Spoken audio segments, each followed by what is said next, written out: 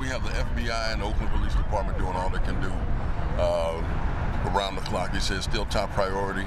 We haven't really heard much in terms of an update or any new information, but my family has created a website, findbabydaphne.com, and for those that don't know.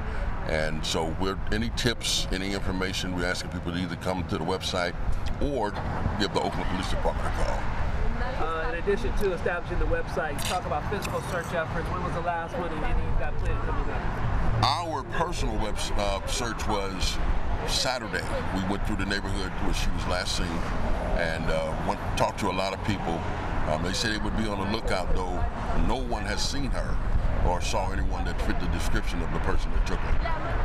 And as you can see, this is a very busy street, so it's highly unlikely that somebody would come this direction.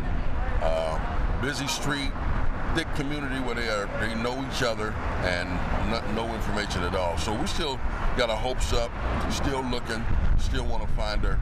It's been 2 weeks and we're still waiting on any new information that can come in, or anybody that knows anything to give us a call. Somebody knows something.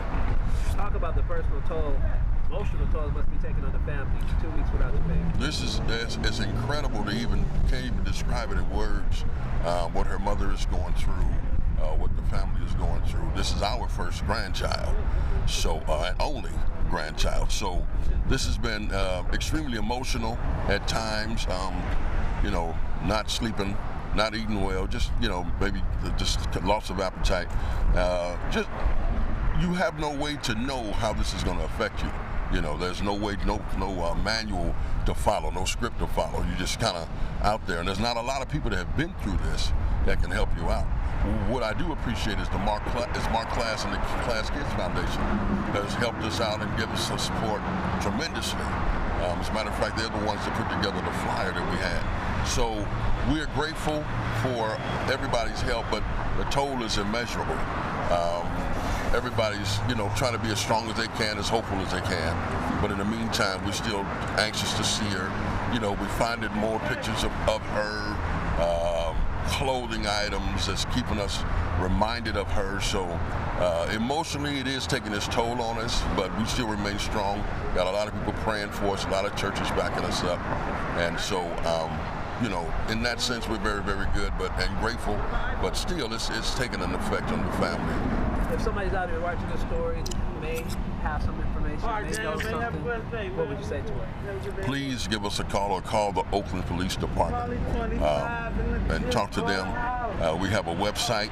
We're asking anybody to get in touch with any information you have, leave it on the website or call the Oakland Police Department. Somebody knows something. And so we just, they may not talk to the police, but maybe they'll talk to us. And baby Daphne is listening in earshot. What you say to her? Baby, we miss you. We love you. We can't wait to get you in our arms again. You got 100 pounds of kisses coming your way. Talk about mom and dad. How are they doing, and their involvement in the search and the recovery? Not recovery, but search for that baby. Well, I want to make sure that everybody knows they are a couple. They're a married couple. She lives in that house also. She's taking care of personal matters. That's why she wasn't at the house at this time. Usually my daughter is the one that takes care of the baby, and John takes care of his mom. But since my daughter's been away, he's been taking care of both. So now the strain is on both of them. They got a lot of questions to be asked, a lot of things we're still questioning, and that does not make sense. Who would take a baby in the middle of an intersection like this? But as far as they're concerned, they are very involved. We reached out to John last week to come join us, and he was here at the prayer visual that we had. And so we're glad to see him. And then he was here Saturday when we do handing out flyers and knocking on doors. So they are very involved. My daughter has a pretty extensive schedule herself, but she was here also Saturday. And, she's got people around her that's supporting her around the clock. And they're giving them a lot of love and support everywhere they go. But as you retrace and think back the steps that led to her being reported missing, there are some questions you see in the family house about how the baby ended up here in the first place.